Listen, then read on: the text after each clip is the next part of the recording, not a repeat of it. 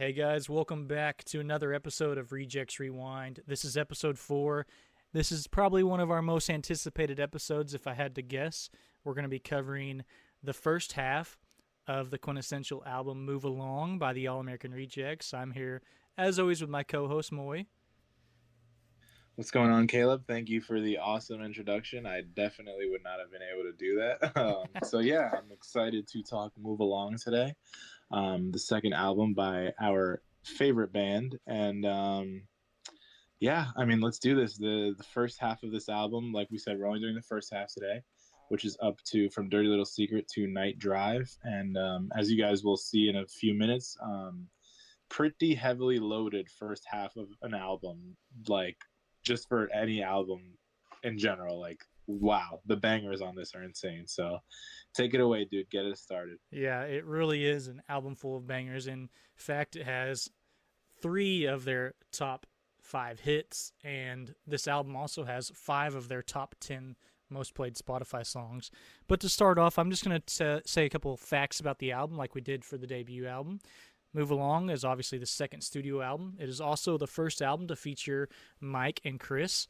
It spawned 3 top 15 singles, helping the album go 3 times platinum, which means it sold 3 million copies in the United States. And it's the best selling album to date by the band. Dirty Little Secret, the single itself, sold 6 million copies, and that's the second most to any single, second to Gives You Hell, as you could probably guess. On December 21st, 2024, which was not that long ago, about a month ago actually, the album hit 1 billion streams on Spotify. This album is produced by Howard Benson, who he has more of a rock alternative background. He has produced about every band under the sun. I'm just going to read a couple. He did Hoobastank, Daughtry, 3 Days Grace, POD, My Chemical Romance, Papa Roach, The Starting Line, Creed, Chris Cornell, Kelly Clarkson, Flyleaf, Skillet, and the list keeps going on. Hawthorne Heights, The Main, Three Doors Down, Three of a Dead Man, Simple Plan, State Champs, and Mayday Parade. Some of those bands are a little similar to the Rejects, and some of them not so much. The album received mostly positive reviews from music critics. Blender rated it 3 out of 5. Entertainment Weekly gave it a B+. Absolute Punk gave the album 71% positive. Reviewing the All American Rejects have opted for a more direct rock and roll sound. Anti Music gave it a 4.5 out of 5 stars and said, "These guys have got the art of the hook down so well that you have no choice but to submit to their wills." Wow, Move that is Along. very accurate. It is very accurate. Move Along debuted at number 6 on the U.S. Billboard 200. It had 90,000 copies sold in the first week, and it spent 84 weeks inside the top 100 of the chart. So it's almost 2 years, which is pretty crazy. The first song we'll be talking about today is obviously the lead single and the lead off track, Dirty Little Secret.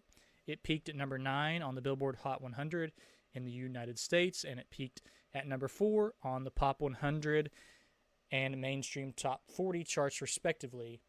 We'll get into Move Along, but it charted at number 15 and in the top 10 on the Hot Canadian Digital Singles chart, and it ends tonight reached a peak position of number 8. So to say that it has some of the top 3 of the top 5 best songs ever by the All American Rejects, at least as far as success, can't go without saying.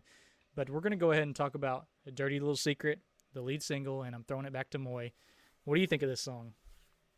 Well, Dirty Little Secret for me, as of recently, has kind of fizzled its way out of my playlists. I know probably not what a lot of people are thinking, because obviously Dirty Little Secret is one of their biggest hits, but I do love this song. And I think for someone who is just getting into the All American Rejects, it is like such a good way to just be introduced to the Rejects. And I think that goes to show because it's the first song they play at concerts. But obviously, like, anyone at their shows knows this song and knows what they're getting themselves into. But first of all, what a way to start an album. Like, just, the song itself, but also, like, as you mentioned, like, super popular, obviously. And I think, I guess my favorite part of this song is the music video itself. Super creative, especially like this music video came out 15 years ago.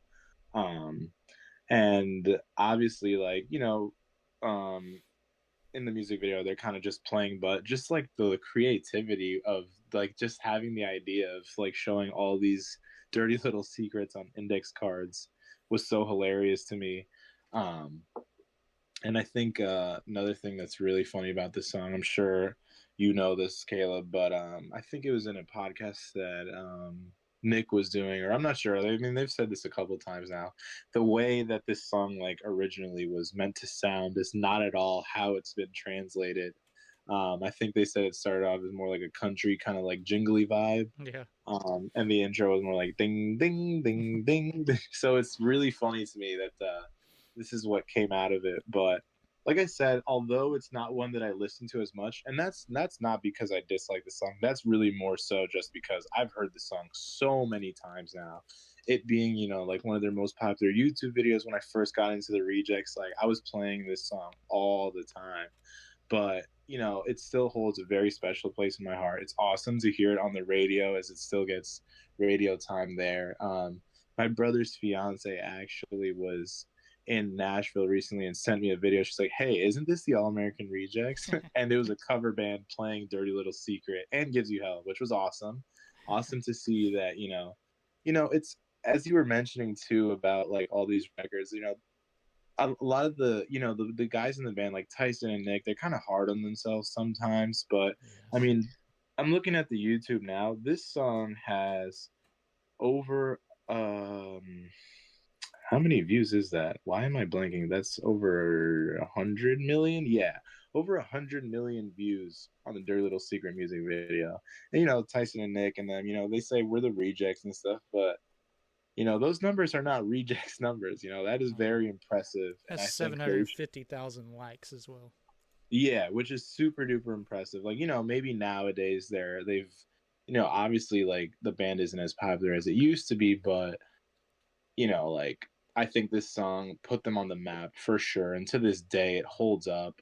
I've even sung this song in karaoke before with my Yes. friends, so and everyone was singing along too. As I told Caleb earlier, I just recently started a new job, and I was asked what my favorite band was, and I said the All American Rejects, and one of my new coworkers said, "Oh, Dirty Little Secret." I was like, "Yep." Mhm.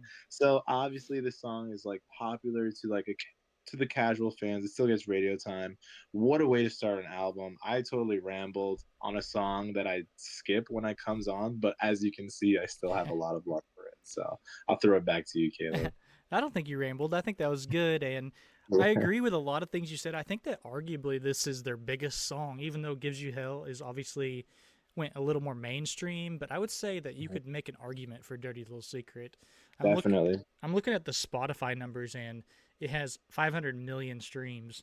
So that's even crazier than the music video. It says it has 213,000 daily listens, and then "Gives You Hell" has 247,000 daily listens. So they're really close. Um, I wrote a few things, just kind of. I'll give you like a little bit of an overview of my thoughts of the song. Obviously, I think I may have mentioned in our first episode that this was pretty much. It wasn't the first song I ever heard by the band, but it was the first song where I was aware of like I need to find out who this band was. And a Move Along I had on CD. Dirty Little Secret is probably my first favorite. It's my favorite song to karaoke. One of the first songs I learned to play on bass guitar. The music video is iconic. The opening riff is iconic. I love the guitar Mhm. solo. It's honestly one of their best songs, even if it's a song that I might skip when I'm alone.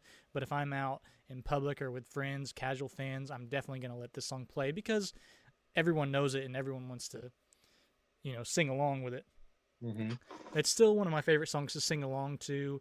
My favorite part of the song is probably the whispering bridge right before they come back in, kind of Yeah. after the guitar solo. Mhm. I wrote down that in a lot of interviews, Nick said that they were scared of this song. And they've also stated in a lot of interviews that over the years, Jimmy Iovine, he really pushed for this song at the radio until it became a massive hit. Jimmy Iovine obviously was running Interscope Records, and he was big involved in a lot of the hip hop world because obviously he made beats by Dre with Dr. Dre, so he's a very influential character in this whole story for the Rejects. He was a big All American Rejects fan for the people who didn't know. This was a fact that I didn't know, but I mean, I knew part of this. I knew that the postcards in the music video were from a website called postsecret.com, but I Oh didn't wow. know that apparently the Rejects themselves made a big donation in exchange for the use of the postcards. Hmm. That's Um, really cool. another weird, I'm gonna. yeah, Can I throw you on the spot real yeah, quick? Do you, off the top of your head, do you have a favorite dirty little secret from the postcards on the music video? If you can even think of yeah. them, because I'm Well, watching it I right can think now. of one, and that's why I'm gonna say it. I mean, there's obviously some more, but the one Mhm. I like is "I Pee in the Sink." Yeah, that's a good one. Yeah, That's the I one I could just think saw of. one. I just saw one that said, "I'm afraid no one will love me as much as my dog." I There's some don't relate sad to that ones. one, but no, there's some really sad ones. There was one about like someone like killing themselves. It's like, Yeah, damn. there's like some about their parents not loving them. Yeah, there's a lot of dirty or dark little Yeah. secrets in there.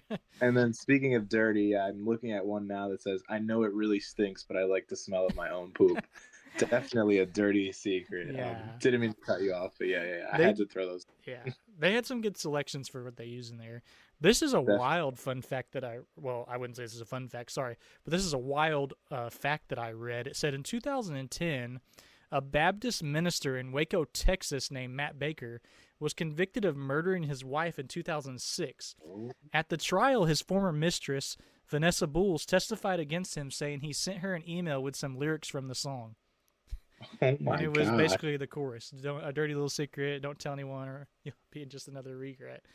And I was like, "Oh, that's kind of dark." that's really Um, weird. I also have a friend named Matt Baker, so I feel like I need a question now. you should question him on that for sure. And Hopefully, it's not Matt Baker Jr. that's a whole nother like topic. Like I want to see if there's more information on that. I didn't look into it at all. I just found Mm. that and copied it over. Dirty Little Secret was obviously written by Nick and Tyson. They both claimed that they were in long-term relationships with their girlfriends, so they had to basically make up a story for this song. He basically just said it wasn't really about anything in real life. It was just a made-up song. As you said, it was kind of had a country feel. Hmm. They said Dirty Little Secret was just an acoustic guitar and a vocal, and it had that swing feel that Nick said in a lot of interviews. Nick Wheeler said, "We put off getting the full band and coming up with the arrangement until the very last second. We were less than a week away from going into the studio, and we all started jamming and tossing out ideas. We had the arrangement down within an hour, and that was that.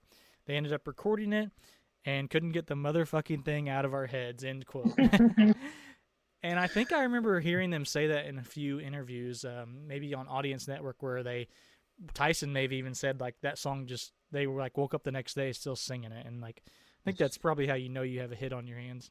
Yep, it's just so catchy, and like what you said earlier about the hooks, like I mean, this band, every hook is just perfect, and this one especially is phenomenal, and everything. You know, the guitar solo, it's crazy. It's just such a well written song, and they were so young when they came up They were with it still too. young. I think they were Yeah, around 21 still. So and it's so interesting to me that you said that they were it's like about nothing in particular because I feel like they say that about a lot of their songs, but just like the emotion and like just how creative their songs are, it makes you wonder like how is this not about anything specific? Like they will write like not for this one like they'll write like such a super like sad song or something such a unique song and they're like yeah it's not about anything specific. I'm like how how is it not about anything specific? How could you put that much emotion to it and it's not about anything specific? It's crazy to me. Tyson's got the power, and I would say that they're just the perfect team too. Like I agree. coming up with the lyrics, and then Nick coming up with the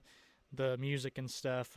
They're just very good at writing anthems too. Like for throughout their whole Yeah. career, even up and even up to like their recent like Sweat and stuff like that. Like they're really good at writing anthems. The next song though on our list is track 2, which I want to say before we get into it, it's crazy to think that "Stab My Back" is sandwiched in between "Dirty Little Secret," "Move Along," and "It Ends Tonight." So I think they knew they had something with the song. I'm pretty positive on the song.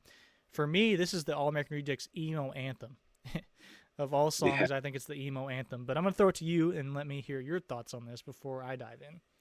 Yeah, like you said, like what a this song has the unfortunate like position where it's like against these like giants and then it's obviously not as popular, but I think it totally holds up for anyone who's like discovering the album and they're like, yeah, I'll just listen to it in order. Like, I think "Stab My Back" is a great like segue in between the two giants, like I just said. It's it's so like I think it captures their sound. Like, obviously they have their kind of sound that appeals to more of the like casual crowd, but I think "Stab My Back" is like I would say one of the better deep cuts to those who don't really listen, and it's been in their set list for pretty much like since it's been out. I think only recently it's kind of been phased out a little bit, Hmm. but it still finds its way in. I've always appreciated hearing it live. I think it's awesome to hear live because it does sound a little different live than the studio version, which is cool. Personally, I'm not gonna lie, I haven't listened to it in a while, but as I'm like reading the lyrics and like I'm thinking, why haven't I listened to this? I think it's one of those songs where it comes and goes for me. Like, I was super duper into it for a while, and then after a while, like I was more into other ones. But this song also is, I think, like I said, I think it really captures their sound. It gives me kind of like fast and slow vibes in a way, like based on its position in the album and how it's like it's not a single, but like it could have been if there wasn't like such giant songs on Yeah. this album. If that makes sense. I think my favorite part is definitely the bridge, as it Yes. has been in pretty much like every song that we talk True. about. Where he goes, "I hope that love he gave you was just Yeah. enough to save you." Yeah, I think that's great. And then after that, after he says that part, and then it just turns into like just guitar and nothing else in the background. I think that sounds awesome. Yeah. The guitar goes so Uh, hard there. yeah, dude. So yeah, I've heard this song live several times. It's always been, I think now more recently it's been like kind of like replaced by like "Falling Apart" and like "One More Sad Song." But I think it's a great song. I think it holds up despite not being one of the huge hits on the first half. I think it does a good job being like a segue song between "Dirty Little Secret" and "Move Along." So yeah, what do you think about "Stab My Back"? Yeah, I agree with mostly everything you said. I've seen it live plenty of times, but definitely the last time when I saw them last month, they didn't play it, so they definitely Mm-hmm. have phased it out a little bit.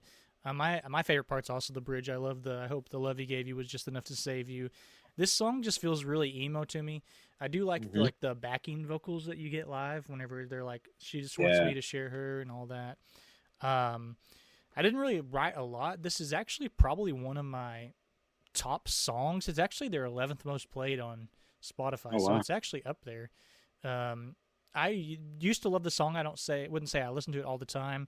There's a little solo section on the song, and I found an interview from Tyson that said the question was, "You're credited for playing," and I'm gonna butcher this word, but the theremin on your song "Stab My Back." How did that happen? And then Tyson said, when we were doing guitar overdubs, I don't get to do shit, so I was completely bored. And our producer said, think of something crazy for the solo section.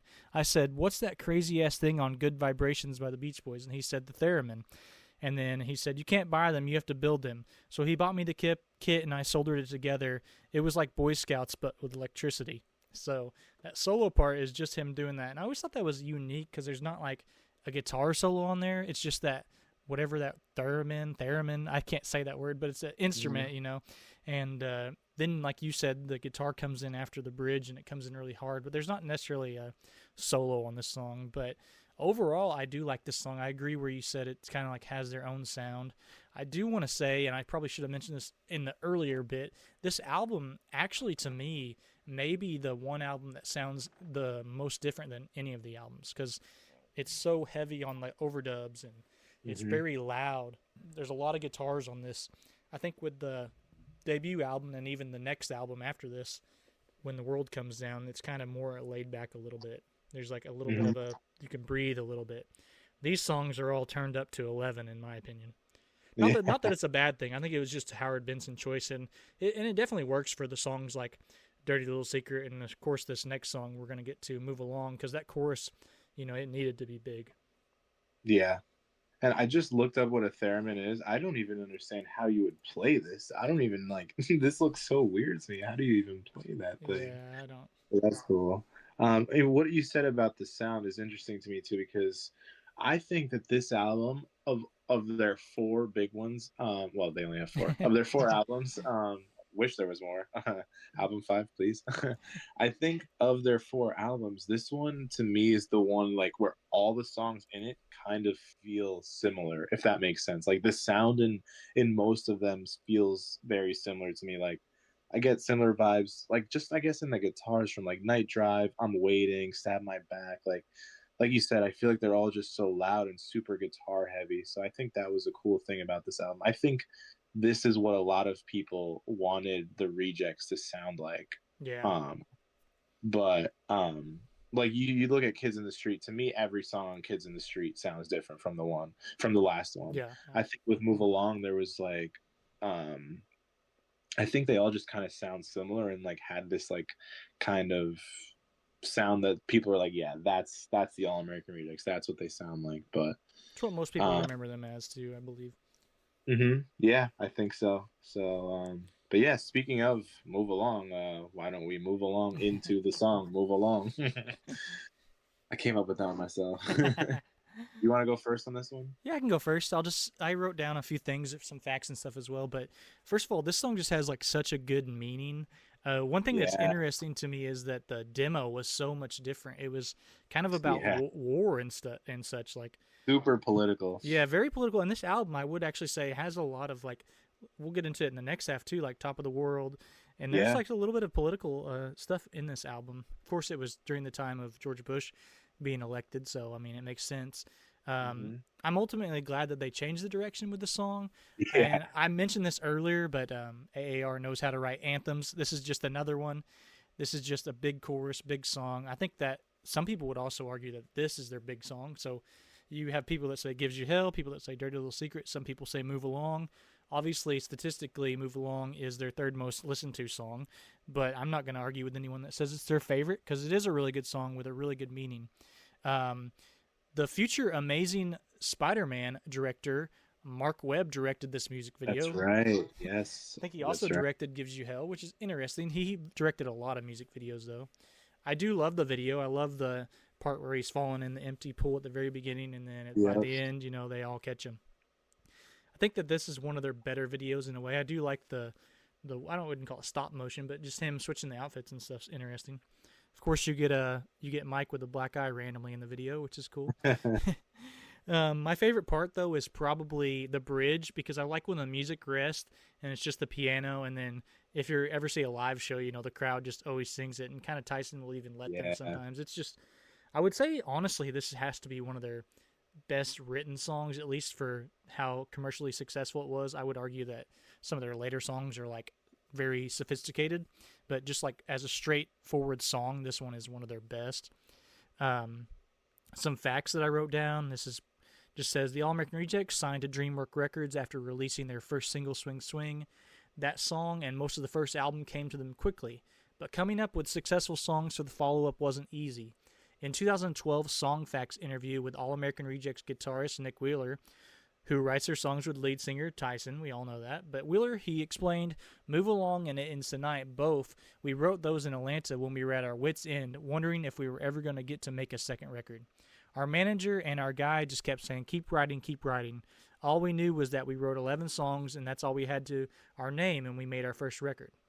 We have more than that, let's just go make a record. Thankfully, they pushed us to our wits' end because the last two songs that we wrote for this record were Move Along and It Ends Tonight, which both ended up being top 10 songs. So I think that's pretty cool and pretty crazy that they almost didn't have these songs. It's also crazy to think that the first album, they just had what they wrote. They didn't even, obviously they had Cigarette Song that got left off. They had the Blue Album stuff, but I don't think they were going to retouch any of that stuff. This song plays at the end of the movie She's the Man, and it was also used in an episode of One Tree Hill. And this video was named Best Group Video at the 2006 MTV Music Video Awards. And That's right. it beat a bunch of good songs. I'm pretty sure it beat Panic at the Disco. What's that The song Chili name? Peppers. Red Hot Chili They beat Peppers were Chili one of Peppers. them. Yeah, and there was a couple. Gnarls Barkley, I think. it beat a bunch of good songs. So, and the speech is legendary because I think Tyson's like, "I'm gonna get drunk tonight," and then he breaks the trophy. Dude, they had to be like 19 at the time, right? Or like 20 or They were something. right around them. So 2005, 2006 music videos. Tyson was born. He's been 22 then, yeah. Yeah. And he's the youngest, I believe. Correct? Yeah, him and Nick are the youngest. So that's all I really have to say about the song. Like, I love that song. I don't. It kind of goes without saying. It's just a big, huge song for them. I think that even Tyson has come out like on Twitter when he was still actively tweeting that it was one of the songs from back then that had a lot of meaning to him. I think like you said earlier, they're a little too hard on themselves, especially Tyson, I believe. So sometimes he'll say stuff that you don't like to hear, in like a seems like maybe he's coming from a dark place, but I mean, I'm not gonna sit here and say I know what's going on in his head, but I think that sometimes they're too hard on themselves, and that they should definitely be proud of this song. I agree. I agree 100%. And I have so many things to say about this song. I'm going to try and make sure that I hit all of them. Probably should have written them down, but I think talked about this in the first episode that we recorded. But this is the song that got me into the All American Rejects. If it was not for this song, um, we I don't know if we'd be sitting here today. So I think that's always super important to me. This song, oh, like I said, since it is one of the more popular ones and I've heard it probably a million times now, I don't listen to it as much nowadays, but when I first heard it, the first time I ever heard it was in a Bionicles commercial, back in probably 2006. And all I heard was move along, move along. So that sounds pretty cool. And, like probably 8 or so years later, I like finally looked it up and then I found the music video and I was like, okay, this song is even more awesome than I remember from the Bionicles commercial. Um, and yeah, I mean, I feel like so many people have said that this song has like saved them and it's just kind of helped them like carry on when things got hard, which is to me like, I mean, there are obviously songs that people go to for like comfort and stuff, but just from hearing all these stories about how people, have said that this song like meant so much to them. I've seen people like get move along tattoos and Yes. stuff. It just really goes to show that Tyson and Nick, I mean, the whole band, like, they're putting out music that, it just means something to people, which is, even for like, I'm sure there are casual fans who this song has done a lot for them too. And definitely for us and, people who are huge fans of the band, like this song all around, it's one of their greatest hits, but it's also like, it captures that emotion that they know how to get, which is super cool. And the music video is awesome. I love the like panning between different people. Mm-hmm. I think that's cool. And like the first character that we see of Tyson is a guy in an office getting yelled at by his boss, which I totally relate to because I hate the corporate world. Don't get yelled at by my boss, but I can definitely relate to that. And I think it captures like it's just showing like regular everyday people like they need something to help them move along, I guess, and that's really cool. Also, we do see someone in the music video with a bracelet like in the hospital that says Kim. Yes. Tyson had an ex named Kim, right? Is Yes. that wow? I wonder if that was like for her. From what I've That'd be read, it crazy. is. Yeah. Yeah. Oh, But really? no one really knows. I just read that briefly when I was doing research. Yeah, and I think it's also funny too. There's so many iconic things about this music video. I remember seeing them 2023 for the Wet Hot tour. There was people dressed up, wearing the Us and Them shirts that you see where Tyson's dressed up as like a football player. I thought that was super funny because that's like I think it just goes to show that the music video is iconic. I would say my favorite part of the music video is when everyone fills up the pool and it like Yes. starts, they all catch him and stuff. And they start And then, painting. yeah, and hearing this song live has always been so awesome. When the music cuts and the crowd is singing it, being in part of that now 5 times, I would say, has been super cool. And just to piggyback on what I said about the song being iconic, they do this thing now where Chris will play like just the drums at the beginning, like do do do, and stops, and everyone starts screaming. Like that drum riff, I don't know if it's called a riff, but the drums at the beginning of the song have become so iconic to the point where people will hear the first 3 seconds of it and go absolutely insane. So, yeah, Also, I one of the think better drumming songs by the Rejects too. definitely. And shout out Chris, because I think he deserves his flowers. And this is, especially hearing it live, one of the songs where Chris gets to go off, Yes. and have that kind of spotlight on him, which is well deserved for sure. So iconic song. Crazy to think that it could have turned out to be some like political Yeah, song, but and that's on my I channel if you guys want to hear the demo.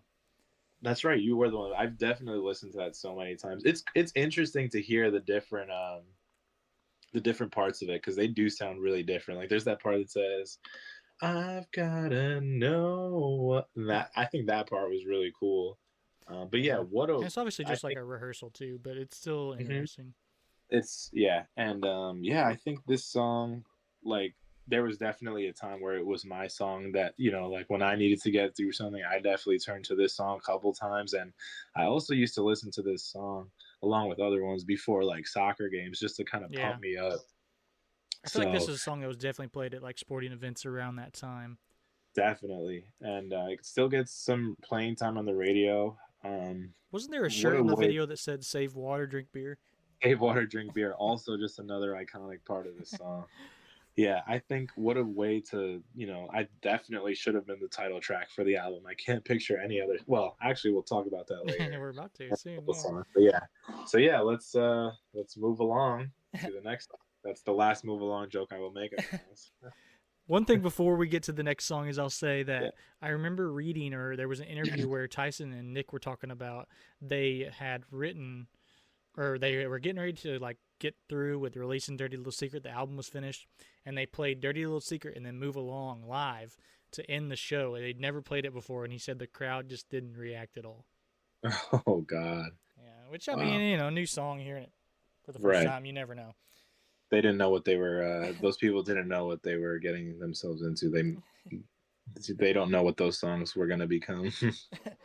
Well, we're gonna get to the next song. It ends tonight. Hopefully, this podcast doesn't end tonight, but it ends tonight. I wrote down that this is one of their greatest ballads, and it's also one of my favorite music videos by them. It's the concept isn't really like crazy. It's just fireworks at a truck stop, and there was actually a country artist that stole the video. Firecracker by Justin Turner, I believe, which Tyson has talked about. The videos are literally the same. It's Oh very, wow, I very didn't know weird. that. Yeah. But if you look at the YouTube dates, the Rejects was actually released after, but I think the song came out before. Yeah, So YouTube wasn't really around when uh, they were doing music videos. They were like on MTV and stuff. that's right. This song was written by Nick and Tyson, obviously, along with the title track. It was one of the last songs written for Move Along, as I mentioned. Um, this has been revealed several times, but this song is actually about a dude rather than people thinking it's about a female love interest, which Mhm. apparently Tyson even recently was saying, they told him not to say it was about a dude. They're like, no, you have to say this is about a girl, so it will sell. This song details Interscope. That the was end of. probably Interscope saying that, right? Oh, I'm sure. Yeah, they were probably like, hey, if we want this song to be big, it needs to be a breakup song. I'm pretty sure they played this song at dances when I was in school.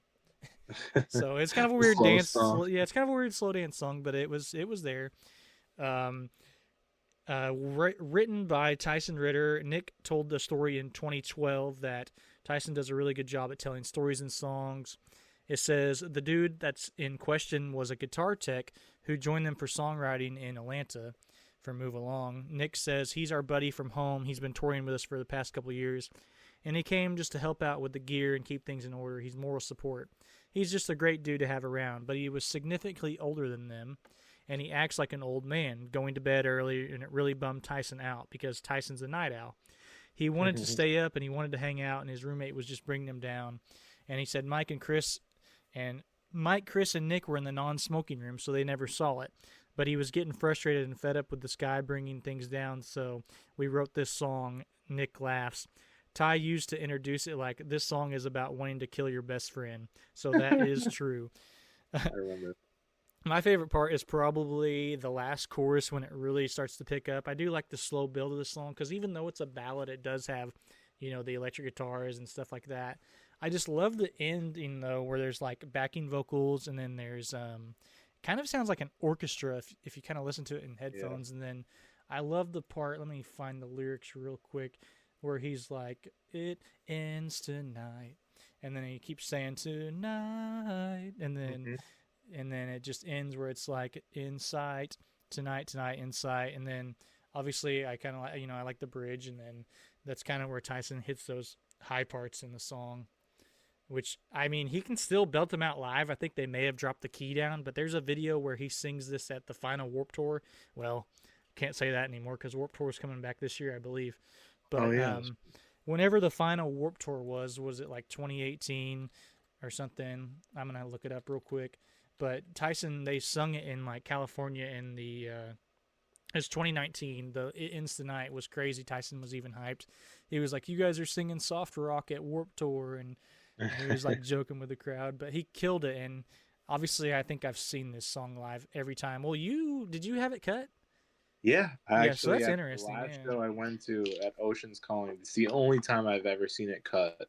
And I don't think it was because they wanted to. Like they literally were running out of time, so they cut it, which was crazy to me. That is Because interesting. yeah, Yeah, but if you look up the All American Rejects It Ends Tonight 25th Vans Warped Tour, it's I mean I don't know if it's like the greatest recording ever, but it's a really good rendition, and it was really cool to see the All American Rejects be one of the top billed at Warped Tour. Unlike when we were young, they did them dirty, so yeah, at least Warped Tour knew what they had. This that's was right. kind of before the resurgence of the Rejects, which is weird to say because they were obviously pretty active in 2019. You know, they had Send Her to Heaven EP, and even in 2017 they had Sweat, and those songs did well, but I feel like their resurgence has been more like since the first When We Were Young festival, surprisingly. Yeah, But I like the song. Obviously, I'm kind of in the same boat as Move Along and Dirty Little Secret, where it's like might skip it, and since it's a slower song, it might just get skipped depending on the vibe. But I think that this is actually one of my favorites of the top five. It's just another song that's kind of similar in the vein of Move Along, where it's not the same meaning, but it has such a good meaning at the same time. It's very repetitive in a way, but I don't think it detracts from the song at all. I yeah, like no, some I of the agree. lyrics in it. The subtleties, "They strangle me," "The walls start breathing." It's good. Yeah, I think there's like you just mentioned, there's some intricate lines in there, like my mind's unweaving and stuff like that. Like just very creative stuff, which I like. What I love about this song, I feel like, is the fact that it is one of their most popular, but it shows their like how they can make like a good sad song, which is because I feel like they have so many sad songs or slower songs that don't get the respect they deserve or just aren't like as popular. And I feel like this was their one like most of their like songs are like upbeat sad songs, but Yeah, it's this a one's like sad straight sounding up. sad This song. one's straight up a sad sounding sad song, but it made it big. It has. I'm looking at it now. It has 73 million views on YouTube, which is awesome. And I love this music video. I think it's. I think the fireworks are so cool. It gives me Yeah. kind of the last song vibes because just like them being in a store. I guess I like when Nick is driving in with like the big truck or bus that they're in, and he gives Tyson like a nod. Just a little Like, nod, yeah. yeah, I think that was just so cool. Like, it's just like your boys like giving you a nod, like telling you like, yeah, let's do this. Or I don't know what it meant, but I thought it was cool. And what else was I gonna say? We see Tyson's iconic white and red spotted bass in Yes. this song. Yes, and Nick is actually playing a blue guitar, which looks like his red one that he plays at concerts, but this one's blue, which I thought was really cool. And as for the song itself, like I said, sad sounding, sad song, but super good. I'm sure that there's been a lot of people who turned to this song when they were like going through some tough times. Hmm. I personally like definitely had that phase. Now it's more of something that I jam out to. I'll skip it here and there, but when I do listen to it, I'm like, damn man, this is a great song. I should not be skipping Yeah. this. It's a great build up. And one thing I like about hearing it live, which unfortunately we probably won't be seeing for the time being, is Cheese on Keys, man. Oh. Right before It Ends Tonight. That's always been a cool transition into It Ends Tonight. Just seeing Scott. Have you seen the Uh, new set list? I think it says Bash on keys now. yeah, because the new guy's named Yeah. Sebastian, right? Yeah, I think Cheese on Keys had a cool ring to it, um, but yeah, it was cut the last time I saw them, which was definitely the first time that's ever happened. I guess I'll just have to see them again. But I'm Some surprised that this song wasn't the last one on the album, to Yeah, be yeah. honest. Would have been fitting Because, with like, the last song as well, yeah. yeah, I mean, it ends, so I think that would have been. But yeah, I mean, this song Would have is generally played towards the end of every Yeah. show, and I think, I mean, everyone knows it pretty much, so it's cool. I Would have think it'd be balanced the cool. back half out a little more too. Yeah, yeah, I think so.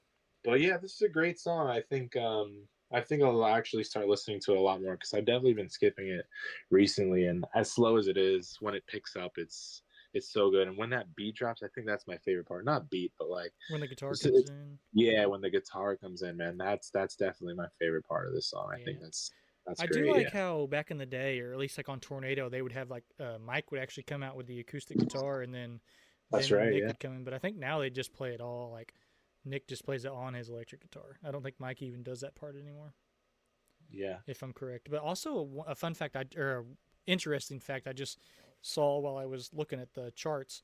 This song actually charted higher than "Move Along" and "Dirty Little Secret." Really? It charted at number 8, and "Dirty Little Oh, Secret" was 9 wow. I on mean, I the guess Hot 100. people were depressed back then. I guess. On the pop chart, "Dirty Little Secret" was number 4, so that is, you know, you kind of want to be on that hot top 40 pop playlist. But for the top 100 Billboard, it ends the night of all songs. Very Yeah. interesting. I'm surprised. I did not expect it to chart way higher. Yeah, I think maybe it was Not what- just kind of more, since it's slower and it's just like Mhm. straightforward. Maybe it was just more accessible. People were just sad, I guess. People were just sad. Yeah, I did say that "Stab My Back" is their emo anthem, but you got to put this one Yeah, up there too. yeah, This was definitely. probably on the "Stab My Back" EP, wasn't it? Yeah, I'm yeah. gonna I have to think so. look that up. Yeah, real quick. I'm gonna look it up. Let's see. Was it on there? It was on there, and it was the last track. There you go. Perfect. It ends tonight. "I'm Waiting" is on it too. That's interesting. Oh well.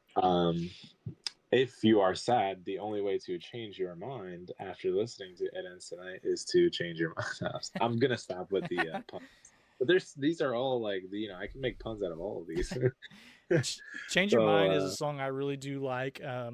I think it's definitely a song that is not listened to that much, but maybe where it falls in on the album after "It Ends Tonight," it probably did get a lot of plays. This song is also just very nostalgic for me because I have a story. We used to travel to this town that was about 40 minutes away, usually to play like a basketball game or something. Um, so every time we would go there, I just had this obsession with the "Move Along" album, and I would listen to it front to back. But we would get to this bridge, and every time I got to the bridge, "Change Your Mind" was on. And I think, it talks about, the bridge burning, and all that, yeah, burning bridges and stuff.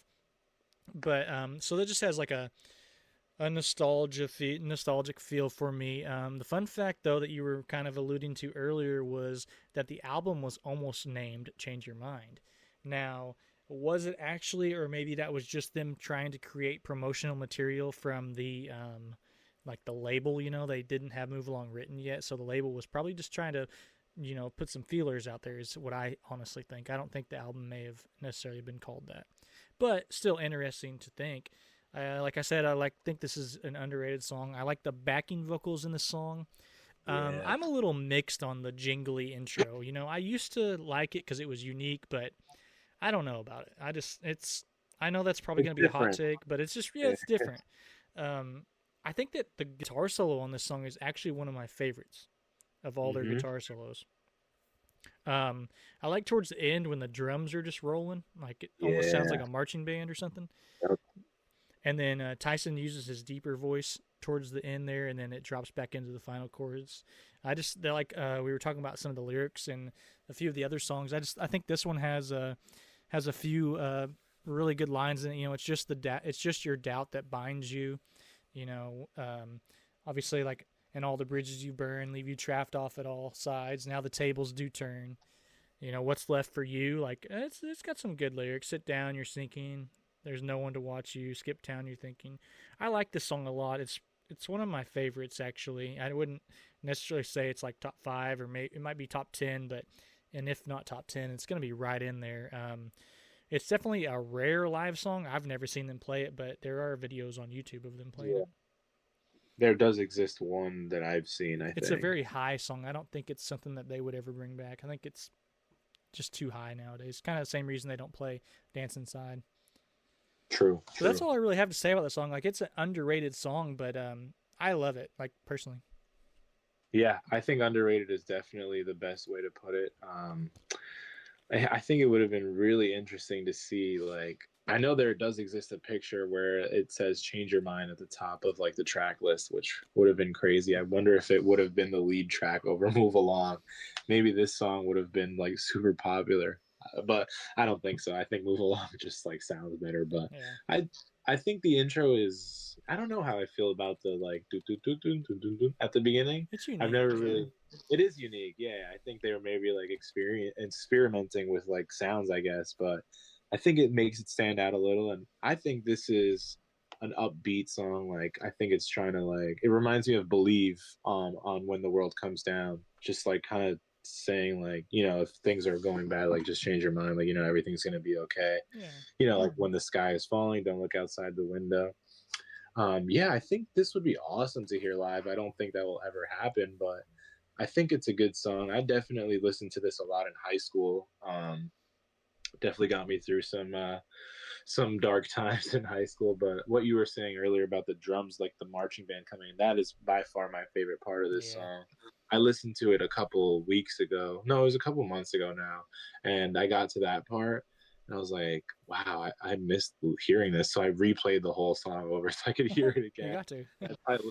I probably listened to it 3 times that day, back to back, just because I was like, yeah, this is a good one. And there does exist a YouTube video of the song, but it's like on the Rejects actual YouTube, but it's only a minute long, and it's kind of like an acoustic version, which is kind of cool. Yeah. And it's a pretty funny video. It shows like Tyson being depressed and the guys trying to cheer him up.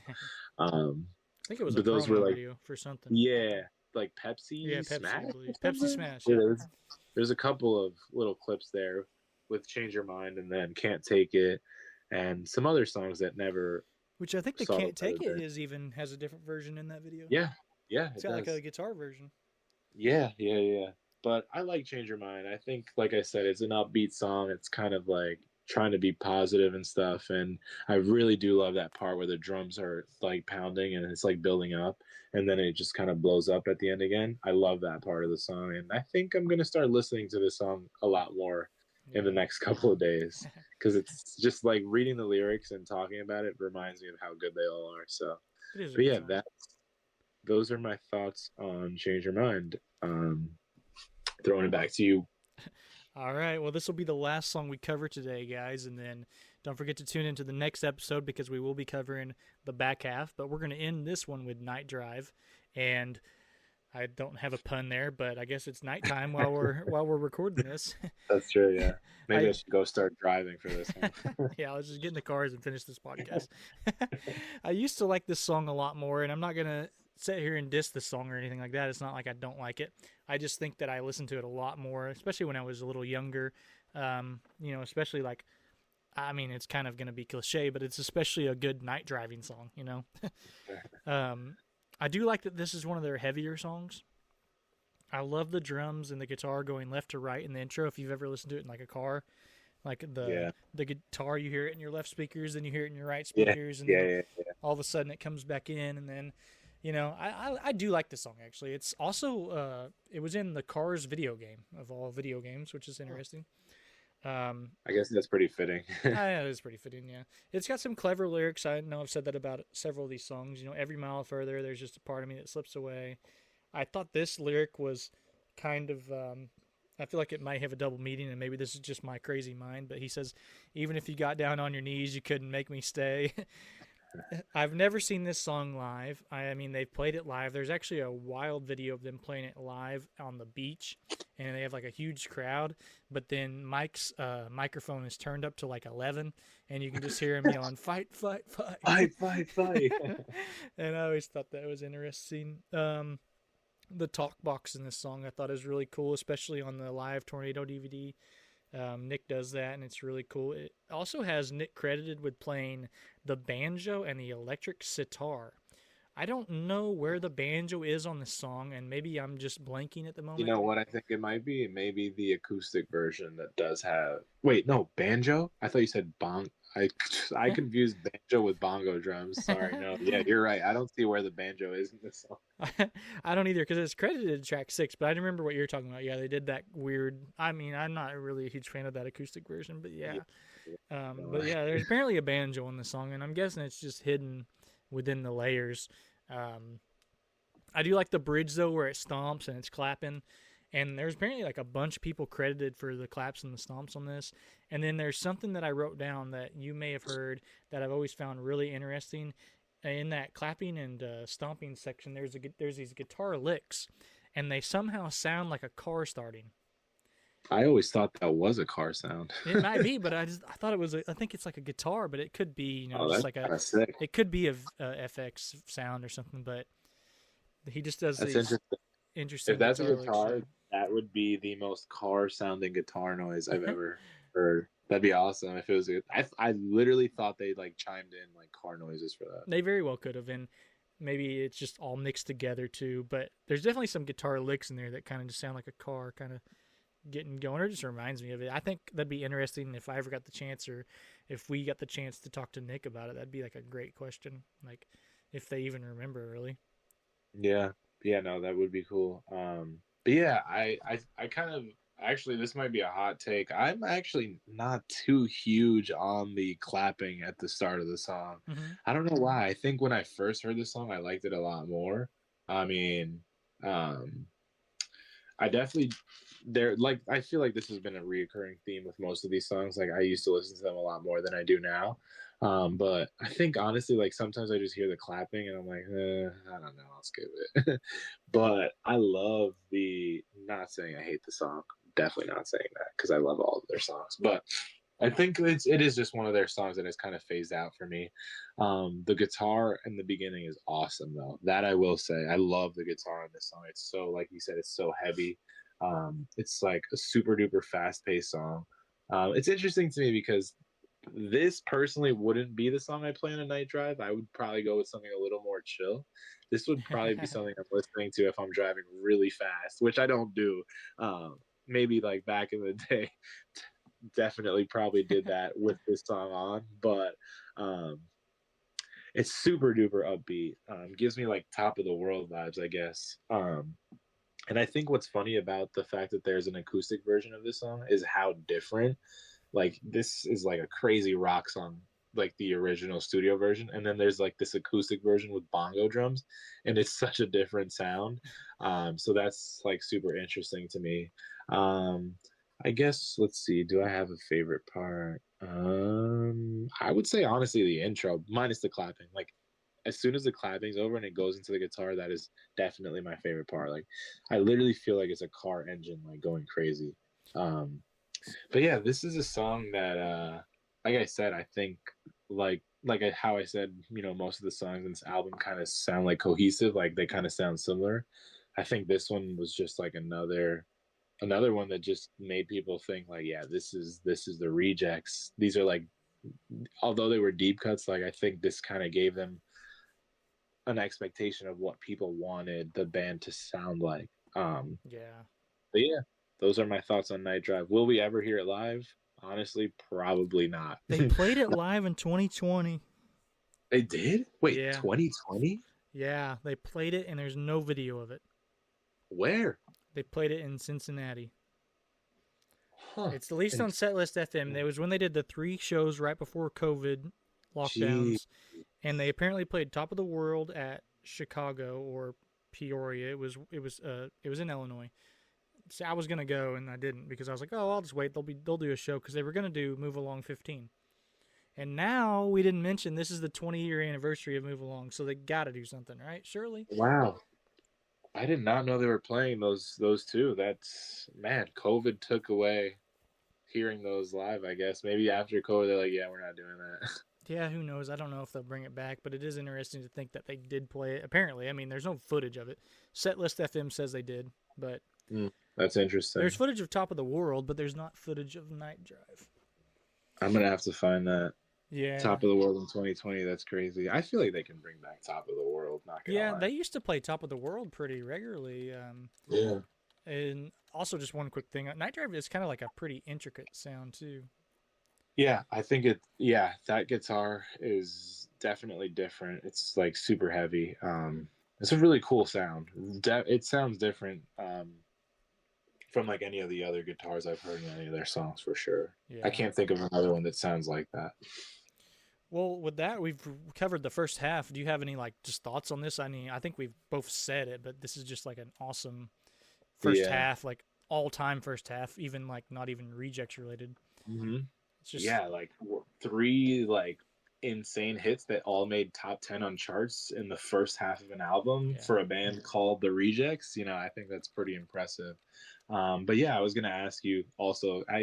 I'm so sorry that I put you on the spot all the time, but if you had to rank the songs on the first half, what would that look like? Ooh, or like, I guess your favorite.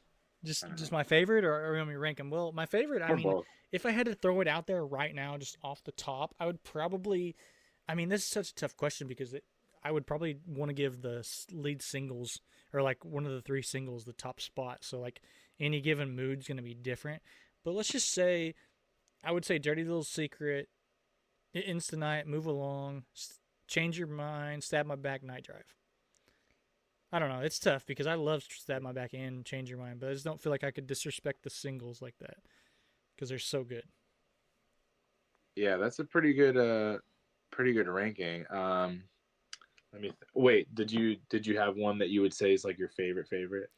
Out of those, the one I probably play the most is Dirty Little Secret, just because it's my go-to karaoke song, and I just have a lot of memories with it. But if I had to really pick, I'd probably say It Ends Tonight. Actually, I feel like it's a song I could stick with. My problem with like ranking and picking favorites is that it changes all the time. Yeah.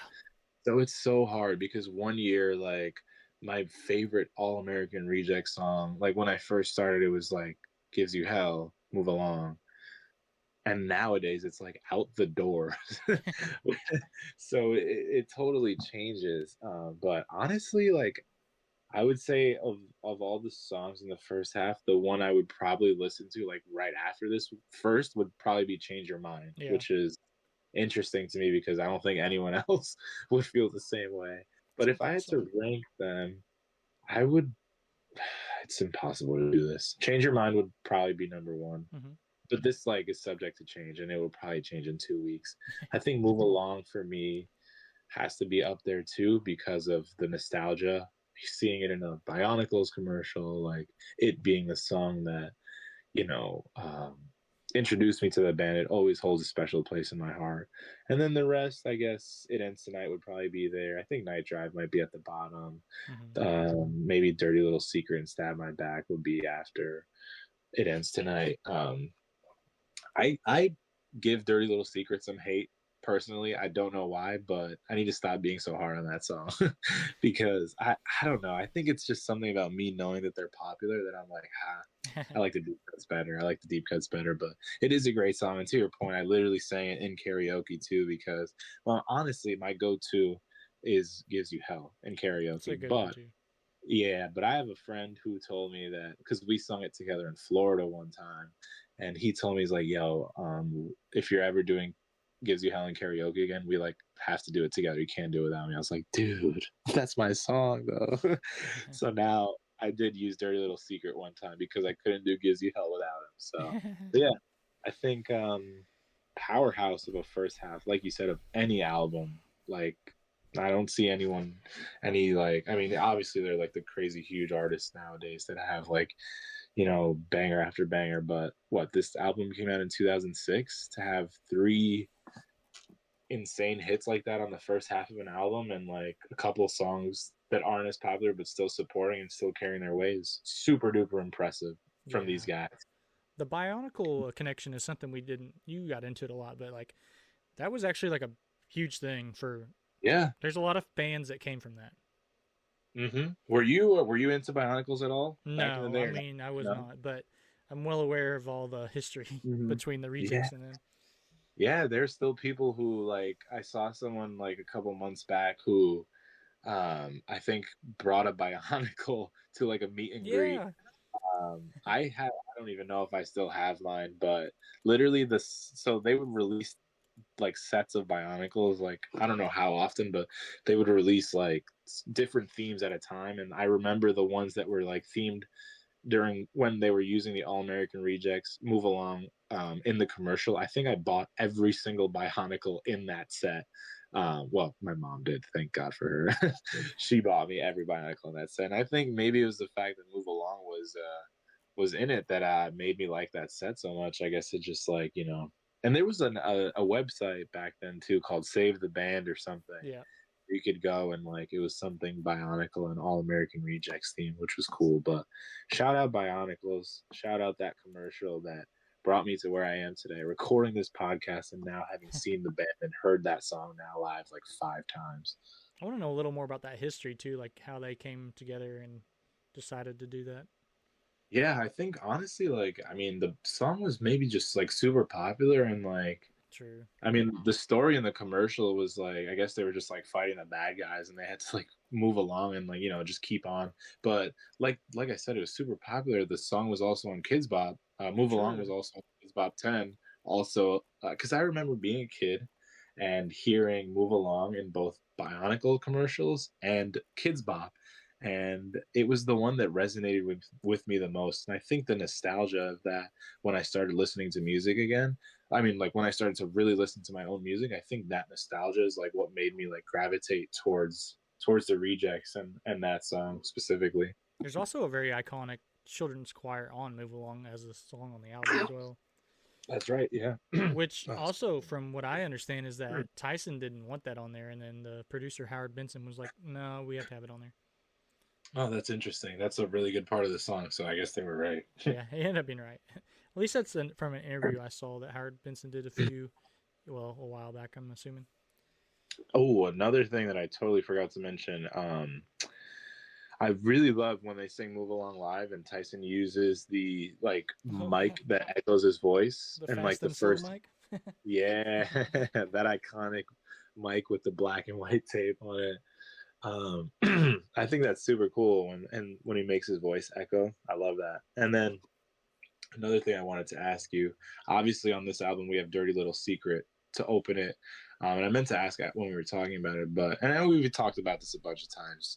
Do you think do you like "Dirty Little Secret" at the start of a show, or do you prefer "Swing Swing," or would you prefer something else? I think that Dirty Little Secret is the best opener. Honestly, Yeah, personally, I think that something that might be a hot take is that uh, I think that Gives You Hell shouldn't be a closer. I think that should be like Move Along and then the last song, which obviously we talked about that last yeah. review. But I think Dirty Little Secret's a good opener. I can understand why people like Swing Swing, and I just think that I've seen them do both live, both start with either one of the songs, and I always prefer Dirty Little Secret. Yeah. I think that And they then kind of changed it up a little bit at one point because when they were touring with, they used to open for Blink 182, mhm. and a lot of times the fans weren't even there yet, and then they just missed Dirty Little Yeah, Secret.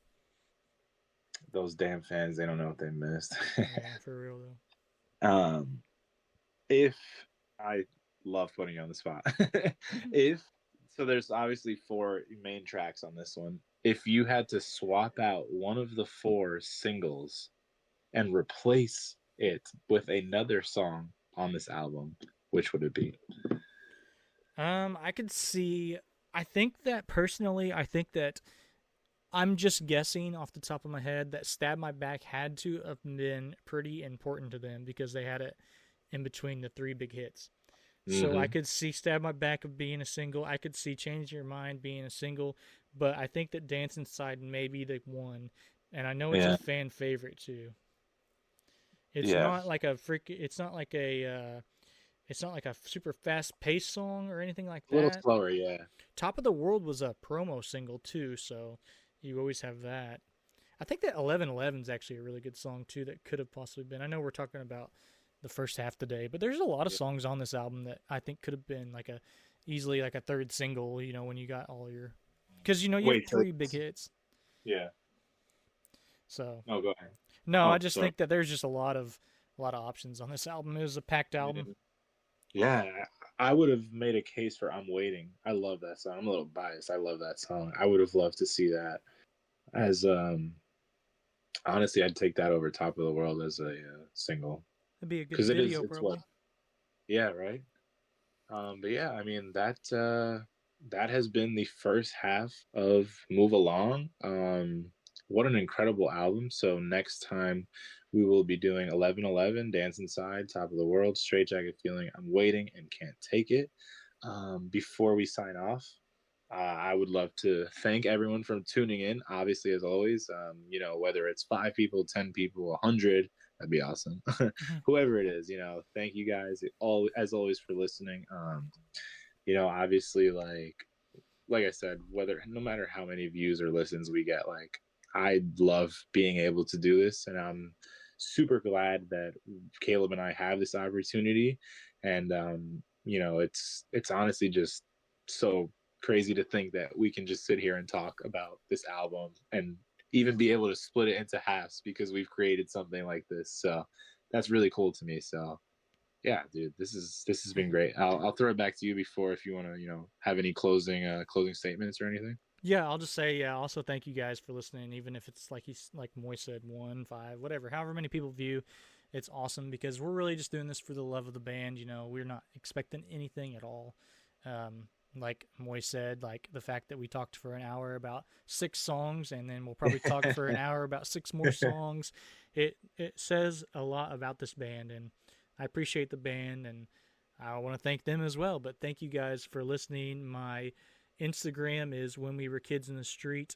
I'm Gonzo on Discord, and I am AAR Stuff on YouTube. I'll throw it back to you, and then we'll sign out. Yeah, so obviously I'm Moy. My Instagram is the Rejects Now More Than Ever fan page. Not spelled like that, but if you write it in, it'll come up. I am, I think I'm Moy Mows My Lawn on the Discord. I'm not too active there anymore, but I've been a little inactive on Instagram too. I promise 2025 will be the year that I am super duper active on my Rejects fan account, which is, by the way, crazy that we're talking Rejects in 2025. That is impressive. 20 That year is anniversary of Move Along. that is very impressive. So yeah, with that, um, happy 20 years to Move Along. That is crazy. 20 long Move Along is almost legal to drink. It will be 21 soon. Pour But one yeah, out. yeah, I'll definitely be doing that. But yeah, thank you guys for listening. Thank you, Caleb, again. And this has been the first half of Move Along. Tune in soon. We'll hopefully have the second half. So thanks again, guys. Yep. Thanks, guys.